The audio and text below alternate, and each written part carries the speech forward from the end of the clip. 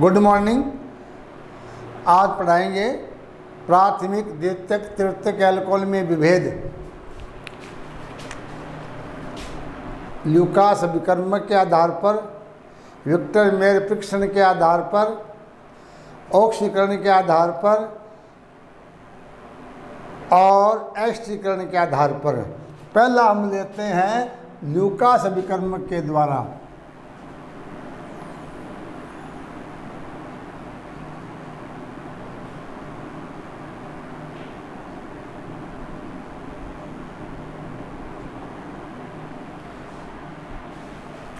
Lucas अभिकर्मक के बारे में आपको बताया गया है कि सांद्र हाइड्रोक्लोरिक अम्ल निर्जल जिंक क्लोराइड का मिश्रण ल्यूकास अभिकर्मक होता है। ZnCl2 और सांद्र HCl ये का एक मिश्रण होता है, इसे क्या बोलते हैं? ल्यूकास अभिकर्मक। इस अभिकर्मक का उपयोग प्राथमिक द्वितीयक और तृतीयक एल्कोहल के विभेद में किया जाता है। ल्यूकास अभिकर्मक एल्कोहल से क्रिया करके दूध जैसा सफ़ेद एल्किल हैलाइड देता है, लेकिन अलग अलग एल्कोहल के साथ अलग अलग समय पर क्रिया करता है। यानी कि 3 प्रखनली में हम प्राथमिक द्वितीयक और तृतीयक एल्कोहल की समान मात्रा लेते हैं। 3 टेस्ट ट्यूब में क्रमशः 1 डिग्री, 2 डिग्री, 3 डिग्री एल्कोहल का समान आयतन लेकर 4-4 बूंदें ल्यूकास अभिकर्मक की डालते हैं। तो हम क्या देखते हैं कि तृतीयक एल्कोहल में तुरंत क्रिया हो जाती है और तेलीय सफ़ेद दूध जैसा पदार्थ प्राप्त हो जाता है। द्वितीयक एल्कोहल में यह क्रिया 5 मिनट के बाद होती है, जबकि प्राथमिक एल्कोहल में आधे घंटे के बाद क्रिया होती है। अतः ल्यूकास अभिकर्मक के आधार पर प्राथमिक द्वितीयक और तृतीयक एल्कोहल में विभेद किया जा सकता है। तो दोबारा सुन लीजिए, पहले याद रखिए कि ल्यूकास अभिकर्मक होता क्या है। इसका जवाब ये है कि निर्जल जिंक क्लोराइड और सांद्र हाइड्रोक्लोरिक अम्ल का मिश्रण ल्यूकास अभिकर्मक कहलाता है। यह अभिकर्मक एल्कोहल से क्रिया कर एल्किल हैलाइड देता है। अंतर यह है कि यह भिन्न भिन्न एल्कोहल के साथ अलग अलग समय पर अभिक्रिया करता है। जैसे तृतीयक एल्कोहल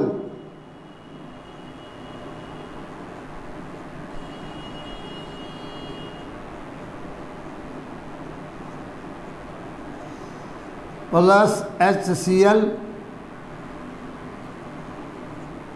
ZnCl2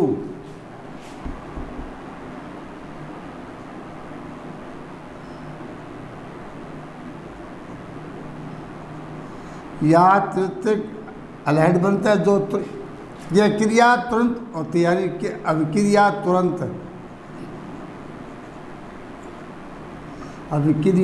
तुरंत होती है। उसके बाद में 2 डिग्री एल्कोहल,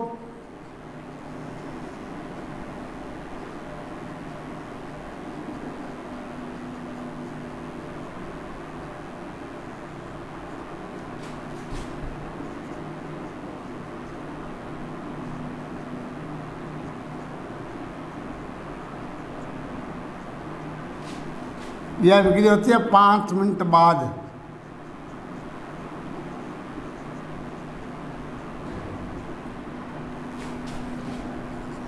और प्राथमिक एल्कोहल आधे घंटे बाद क्रिया करता है।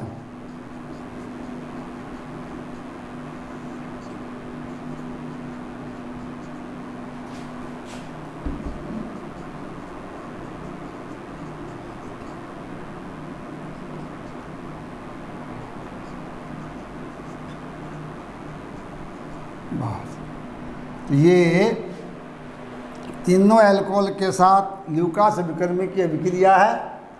समानता ये है कि तीनों ही एल्कोहल ल्यूकास अभिकर्मक से क्रिया कर एल्किल हैलाइड ही बनाते हैं, लेकिन अंतर ये है कि अलग अभिक्रिया का समय, वो क्रिया करने की गति है, वो अलग अलग है। अतः ल्यूकास अभिकर्मक के आधार पर हम बता सकते हैं कि 3 डिग्री एल्कोहल सबसे अधिक क्रियाशील होता है, 2 डिग्री उससे कम और 1 डिग्री उससे कम। तो परीक्षा में पूछ लेते हैं कि ल्यूकास अभिकर्मक के आधार पर एल्कोहल की क्रियाशीलता का क्रम होता है, 1 नंबर का आ जाता है, वो क्या होगा? तृतीयक एल्कोहल ग्रेटर देन द्वितीयक एल्कोहल ग्रेटर देन प्राथमिक एल्कोहल। ये था ल्यूकास अभिकर्मक के द्वारा। दूसरी विधि है विक्टर मेयर।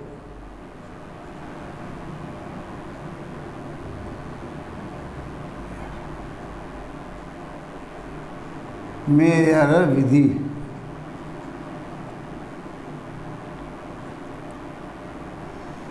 इस विधि में प्राथमिक, द्वितीयक और तृतीयक एल्कोहल को 3 प्रखनलियों में समान मात्रा में ले लेते हैं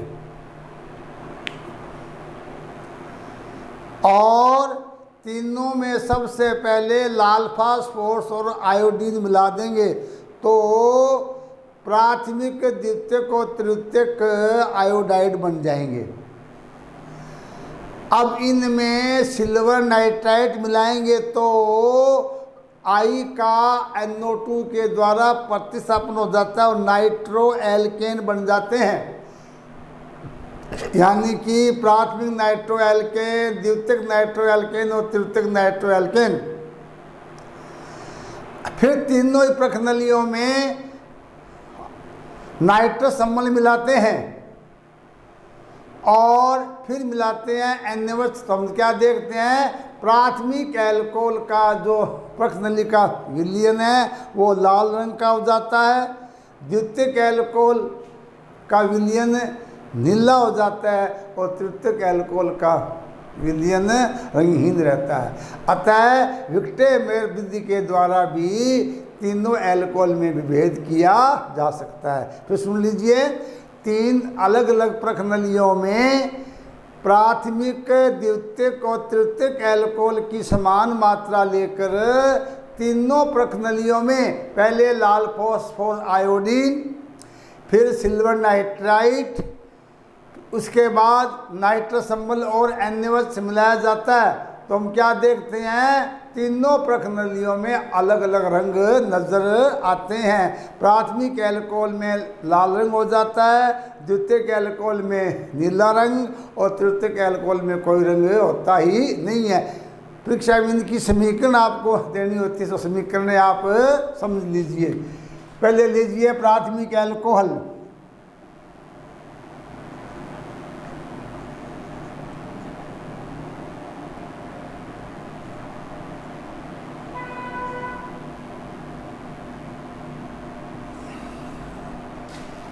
यहाँ लीजिए द्वितीयक एल्कोहल।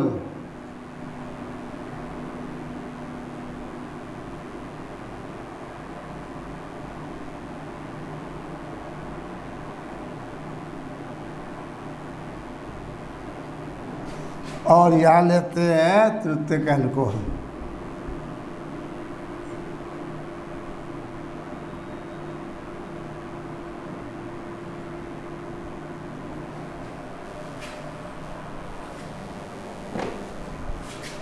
तीनों में पहले क्या मिलाते हैं? लाल फास्फोरस और आयोडीन।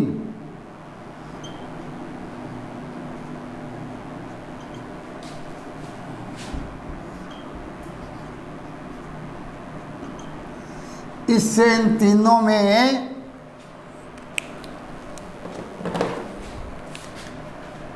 यहाँ बनेगा आयोडाइड, एल्किल आयोडाइड।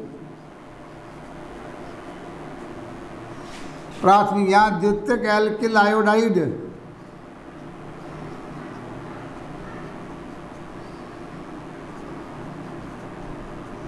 और यहाँ तृतीयक एल्किल आयोडाइड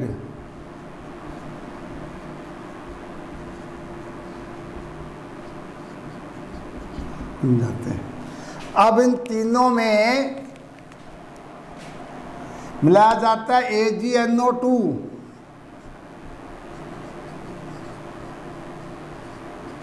NO2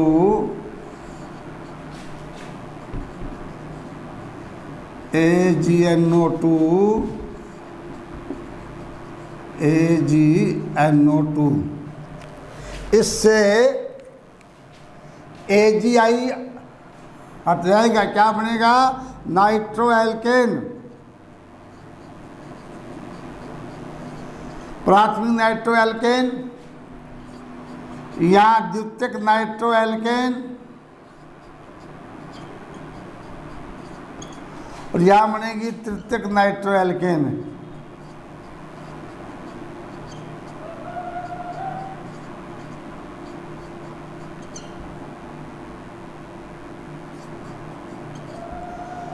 अब तीनों मिलाते हैं नाइट्रस अम्ल HNO2 O double bond NOH। HNO2 को आसानी के लिए हम इस प्रकार लिखते हैं, यहाँ लिखेंगे HON डबल बॉन्ड O, और यहाँ लिख देंगे सीधा HNO2। अब इससे क्या होगा?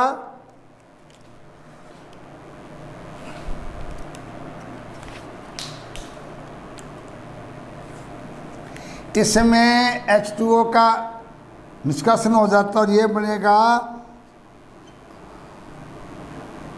C double bond ONOH NO2। ये बनता है नाइट्रोलिक अम्ल। क्या बनता है? नाइट्रोलिक अम्ल, यानी माइनस H2O, यानी ये, और इसमें भी H2O निकल जाता है।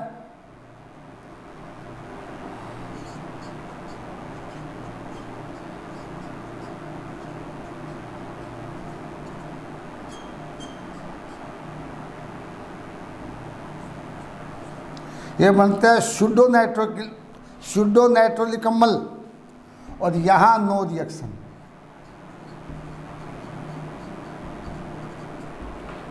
अब इन तीनों में NaOH विलयन मिलाया जाता है।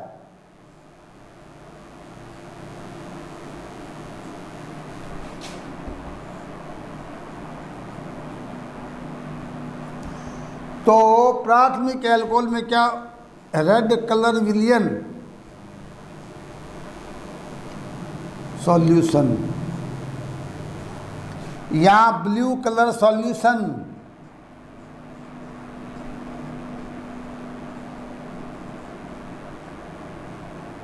No colour.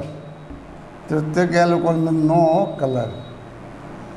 तो ये रासायनिक अभिक्रियाओं के आधार पर है। परीक्षा में आ जाता है, बोर्ड में ये क्वेश्चन 2 नंबर का आ सकता है 2021 में। विक्टेरमेयर परीक्षण द्वारा या विक्टेरमेयर विधि द्वारा 1 डिग्री 2 डिग्री एल्कोहल में विभेद कीजिए, और ये इन तीनों एल्कोहल के अंदर विभेद है। 3 अलग अलग परख नलियों में प्राथमिक, द्वितीयक और तृतीयक एल्कोहल की समान आयतन लेकर, समान मात्रा लेकर तीनों ही परख नलियों में फास्फोरस और आयोडीन मिलाते हैं, तो क्रमशः प्राथमिक आयोडाइड, द्वितीयक आयोडाइड और तृतीयक आयोडाइड प्राप्त हो जाते हैं। फिर इन्हीं परख नलियों में सिल्वर नाइट्राइट मिलाने से प्राथमिक नाइट्रो एल्केन, द्वितीयक नाइट्रो एल्केन, तृतीयक नाइट्रो एल्केन प्राप्त हो जाती है। अब तीनों परख नलियों में नाइट्रस अम्ल मिलाने पर प्राथमिक एल्कोहल बनता है नाइट्रोलिक अम्ल। क्या बनता है? नाइट्रोलिक अम्ल। द्वितीयक एल्कोहल में सुडो नाइट्रोलिक अम्ल, तृतीयक नाइट्रो एल्केन में कोई क्रिया होती ही नहीं है। अब तीनों प्रखंडलियों में NaOH मिलाते हैं तो प्राथमिक एल्कोहल से प्राप्त विलयन लाल रंग का होता है, द्वितीयक एल्कोहल से प्राप्त विलयन नीले रंग का होता है और तृतीयक एल्कोहल के विलयन का कोई रंग होता ही नहीं है। तो ये था विक्टेमर परीक्षण। 3 हाइड्रोजनीकरण। वैसे इसका पहले मैंने बता दिया एल्कोहल की क्रियाओं में कि जब प्राथमिक द्वितीयक और तृतीयक एल्कोहल की वाष्प को कॉपर पर से गुजारते हैं तो प्राथमिक एल्कोहल के विहाइड्रोजनीकरण से एल्डिहाइड, द्वितीयक एल्कोहल से कीटोन और तृतीयक एल्कोहल से एल्कीन प्राप्त होती है। अतः विहाइड्रोजनीकरण के द्वारा भी एल्कोहल में विभेद किया जाता है। फिर सुन लीजिए, जब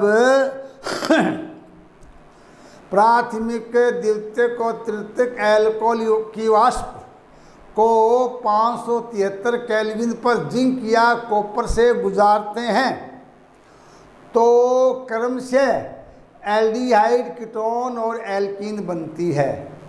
अब क्रियाओं से देखिए, जैसे ये है प्राथमिक एल्कोहल,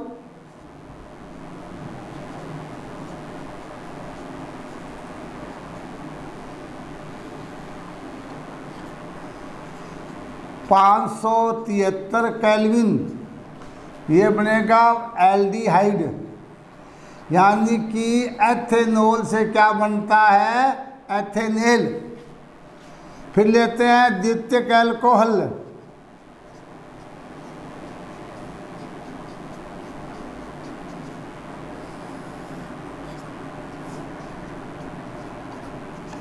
इसमें बनता है कीटोन। अगर 2 प्रोपेनॉल लेते हैं क्या बनता है इसमें, प्रोपेनॉन। और तृतीयक एल्कोहल में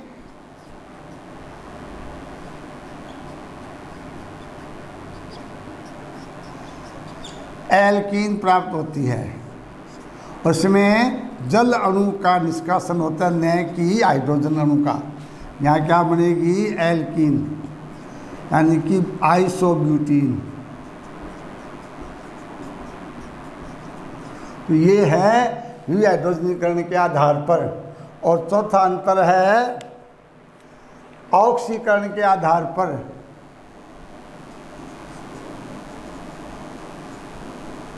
ऑक्सीकरण,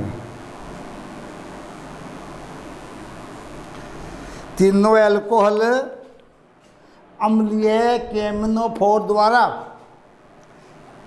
ऑक्सीकृत होकर पहले कार्बोनिल बनाते हैं जो अंत में कार्बोक्सिलिक अम्ल में परिवर्तित हो जाता है। अर्थात प्राथमिक, द्वितीयक और तृतीयक तीनों ही एल्कोहल अम्लीय केमिनोफोर या K2CR2 द्वारा ऑक्सीकृत होकर अंतिम उत्पाद के रूप में कार्बोक्सिलिक अम्ल बनाते हैं।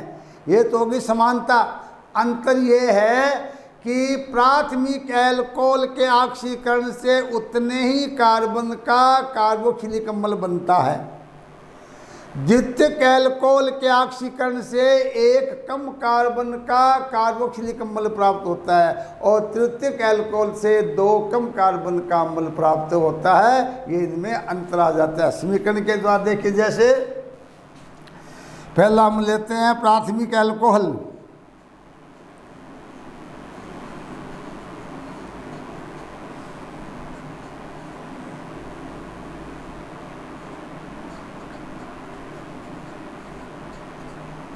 अम्लीय केमिनोफोर में क्या बन, नवजात ओ बन, ये नवजात ओ एल्कोहल का ऑक्सीकरण करती है पहले एल्डिहाइड में, और ये ऑक्सीकृत होकर किस में चेंज होते हैं, कार्बोक्सिलिक अम्ल। इसमें 2 कार्बन होते हैं एल्कोहल में, 2 ही होते हैं अम्ल में। अब लेते हैं द्वितीयक एल्कोहल,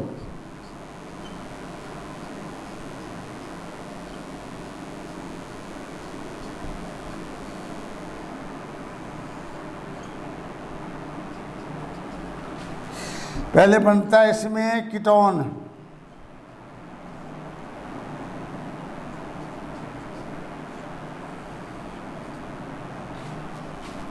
जो कहा जाता है एसिटिक अम्ल। इसमें एक अणु CO2 का विलोपन हो जाता है, इसलिए एक कार्बन इसमें कम हो जाता है। तीसरा है तृतीयक एल्कोहल।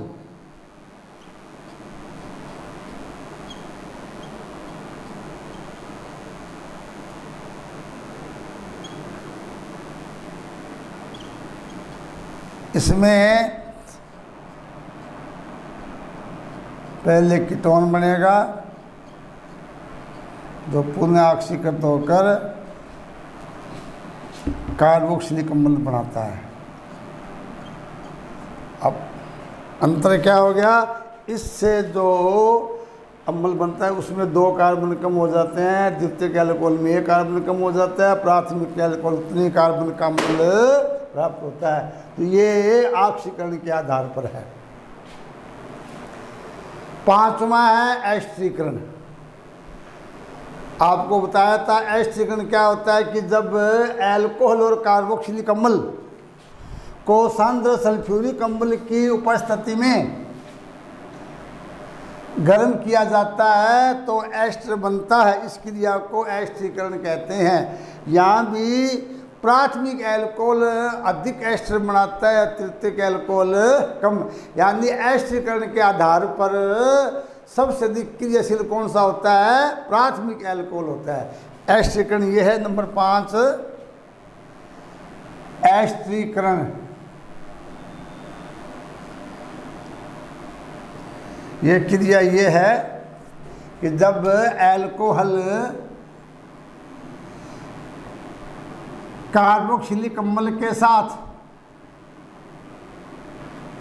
सांद्र सल्फ्यूरिक अम्ल की उपस्थिति में क्रिया करते हैं तो एस्टर बनाते हैं।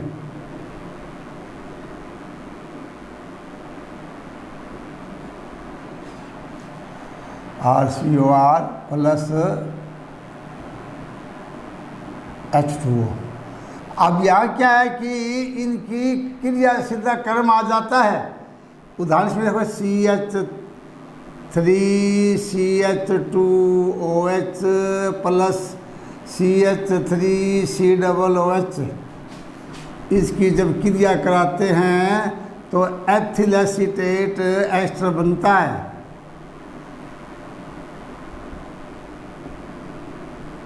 इसमें कर्म ये होता है, पहले आता है प्राथमिक मेथेनॉल सबसे अधिक क्रियाशील, उसके बाद में प्राथमिक एल्कोहल, उसके बाद में द्वितीयक एल्कोहल,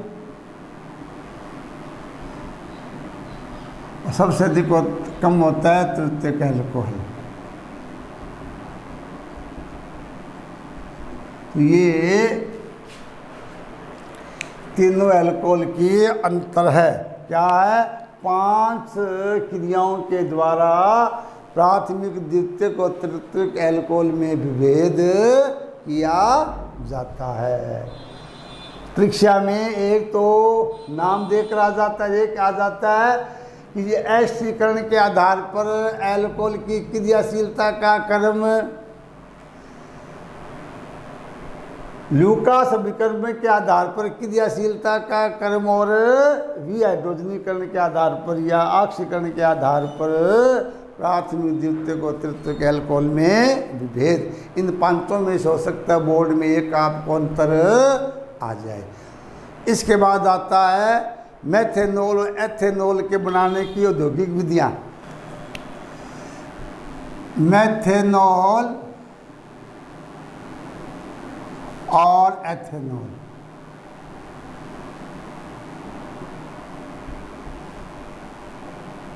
की औद्योगिक विधियाँ।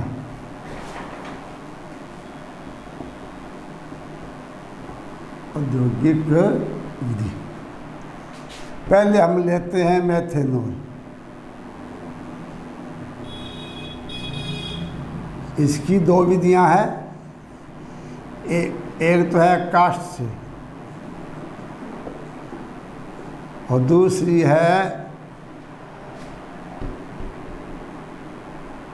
दूसरी विधि है कार्बन मोनोऑक्साइड तथा हाइड्रोजन से। दो विधियां हैं। काष्ठ लकड़ी, और आपने पढ़ा भी है, साधारण नाम इसका क्या होता है, मेथेनॉल का होता है काष्ठ स्प्रिट। मेथेनॉल को क्या कहते हैं, काष्ठ स्प्रिट कहते हैं। क्यों कहते हैं कि यह लकड़ी से प्राप्त होता है, कि लकड़ियों को काटकर एक बंद पात्र में गर्म करते हैं, तो गर्म करने से वाष्प बनती है, धुआं निकलता है, उस धुएं वाष्प को संघनित करते हैं, तो कुछ वाष्प संघनित हो जाती है, द्रव में परिवर्तित हो जाती है, जिसे पायरोलिग्नियस अम्ल कहते हैं। इसमें मेथेनॉल, एसीटोन और एथेनोइक अम्ल होता है। तो इससे मेथेनॉल का औद्योगिक उत्पादन किया जाता है, इसीलिए मेथेनॉल को काष्ठ स्प्रिट कहते हैं। दूसरी विधि है कार्बन मोनोऑक्साइड और हाइड्रोजन। ये भी औद्योगिक विधि है।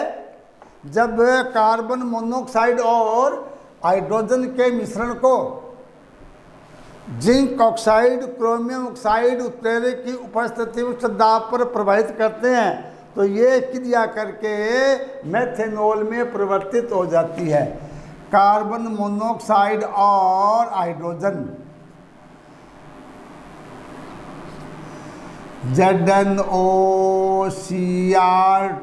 उच्च ताप और उच्च दाब पर प्रवाहित करते हैं, तो मेथेनॉल की वाष्प प्राप्त होती है। ये इसकी समीकरण है। ये था मेथेनॉल का औद्योगिक उत्पादन। मेथेनॉल भी एक एल्कोहलिक गंध वाला द्रव है, लेकिन यह विषैला होता है। मेथेनॉल का सेवन करने से मनुष्य अंधा हो जाता है और मृत्यु को भी प्राप्त हो जाता है। आपने कई बार टीवी देखा होगा, अखबार में पढ़ा होगा कि जहरीली शराब पीने से इतने लोग मर गए या अंधे हो गए। उसका कारण ये मेथेनॉल ही है, क्योंकि उस जहरीली शराब में मेथेनॉल मिला होता है। एथेनॉल का शराब के रूप में उपयोग करते हैं। अब क्या होता है, कई बार उसमें मेथेनॉल मिल जाता है। मेथेनॉल मिलने से वो जहरीला शराब हो जाता है। उस जहरीली शराब के कारण ही मनुष्य अंधा हो जाता है, मृत्यु को प्राप्त हो जाता है। इसलिए ये एक जहरीला अल्कोहल है। इसके सेवन से मनुष्य की मृत्यु तक हो जाती है। दूसरा आता है एथेनॉल। एथेनॉल का औद्योगिक उत्पादन।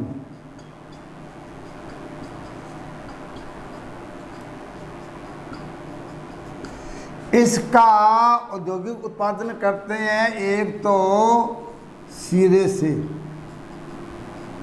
और एक करते हैं स्टार्च या शर्करा। ये स्टार्च, हाँ स्टार्च और शीरा।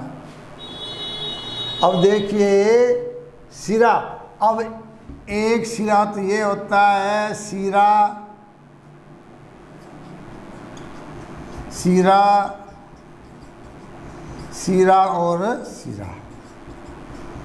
अब चारों ही में बड़ा अंतर है। हम क्या करते हैं, शीरा लिखना ये होता है, लिख ये देते हैं या ये लिख देते हैं, बड़ा भारी अंतर है। देखिए ये शीरा तुम्हारे शरीर में पाए जाने वाली रुधिर वाहिनियाँ हैं। हमारे शरीर में दो प्रकार की वाहिनियाँ होती है जो रुधिर को लाने और ले जाने का कार्य करती है। कौन कौन? धमनियाँ और शिराएँ। तो शिराओं में क्या होता है, रुधिर अशुद्ध होता है, धमनी में क्या होता है, शुद्ध। ये शिरा क्या होती है, शरीर की एक प्रकार की वाहिनी है। ये शिरा क्या होता है, जैसे ये शिरा यहाँ इसका, और ये शिरा जब टेस्ट करते हैं, आजकल कोरोना टेस्ट कर मनुष्य का द्रव पदार्थ लेते हैं, उस पदार्थ जो हम टेस्ट के लिए मनुष्य के मुंह से या लार से द्रव प्राप्त करते हैं, वो क्या होता है, शिरा। और ये शिरा क्या होता है, जो जहाँ चीनी या बनती है, उस चीनी को अलग कर लेने के बाद में उसमें लाल भूरा द्रव बचता है, वही क्या होता है, शिरा। चीनी बनाने के कारखाने, यानी जहाँ शर्करा का उपयोग होता है, गन्ना या चुकंदर, उसके रस से चीनी बनती है। तो चीनी के क्रिस्टल को अलग कर लेने के पश्चात एक लाल रंग का भूरा द्रव बचता है, वही क्या होता है, सीरा होता है। और वही सीरा एथेनॉल के औद्योगिक उत्पादन में काम आता है। यानी वही से हमारे गंगानगर में हम शुगर फैक्ट्री बोलते हैं, तो वहाँ शराब बनती है और चीनी बनती है। अब कैसे बनाते हैं इस सीरे को? तनुकरण, क्योंकि इसमें शर्करा अधिक सांद्र होता है, इसलिए इसमें तनुकरण करते हैं, थोड़ा सल्फ्यूरिक अम्ल भी मिला देते हैं, ताकि अम्ल मिलाने से बनने वाला अल्कोहल सिरके में परिवर्तित नहीं होता है। तो सर्वप्रथम सिरे का तनुकरण करके इसमें सल्फ्यूरिक अम्ल मिलाकर और अमोनियम ईस्ट कोशिका मिलाकर एक बड़े पात्र में रख देते हैं। तुम क्या देखते हैं, कई दिनों के बाद धीरे धीरे किण्वन क्रिया के द्वारा पहले शर्करा से क्या बनता है, ग्लूकोज और फ्रक्टोज, और ग्लूकोज फ्रक्टोज क्या धीरे धीरे अल्कोहल में परिवर्तित हो जाती है। ये क्रिया क्या कहलाती है, किण्वन। तो पहले हमें मालूम होना चाहिए किण्वन क्रिया क्या है, क्योंकि किण्वन क्रिया के द्वारा ही एथेनॉल का औद्योगिक उत्पादन होता है। किण्वन एक वह प्रक्रम है जिसमें जटिल कार्बनिक यौगिक एंजाइम की उपस्थिति में धीरे धीरे सरल पदार्थों में परिवर्तित हो जाते हैं, किण्वन कहलाता है। यह एक ऊष्माक्षेपी क्रिया है, जैसे शर्करा से अल्कोहल का बनना, सिरके का बनना, ग्लिसरॉल का बनना, ये सब किण्वन के उदाहरण है। तो ये तो होगी किण्वन की परिभाषा। अब ये किण्वन क्रिया क्या होती है, एंजाइम की उपस्थिति में। अब एंजाइम के बारे में मालूम होना चाहिए। एंजाइम क्या होते हैं? एंजाइम वे जटिल नाइट्रोजन युक्त कार्बनिक पदार्थ है जिनकी उपस्थिति मात्र से जटिल कार्बनिक यौगिक धीरे धीरे सरल पदार्थों में परिवर्तित होते हैं। उन्हें क्या बोलते हैं, एंजाइम कहते हैं। अल्कोहल में 4 प्रकार के एंजाइम प्रयुक्त होते हैं। कौन कौन से? एक तो इन्वर्टेस, जाइमेस, डायस्टेस और माल्टेस। ये चीज़ें हैं। कल आपको उसके औद्योगिक विधि बताएंगे। तो कल हम बताएंगे कि किण्वन क्रिया के द्वारा एथेनॉल का औद्योगिक उत्पादन कैसे होता है। पहले बताएंगे सीरे की विधि, उसके बाद में स्टार्च और उसमें होने वाली क्रियाओं के समीकरण। Thank you. ओके।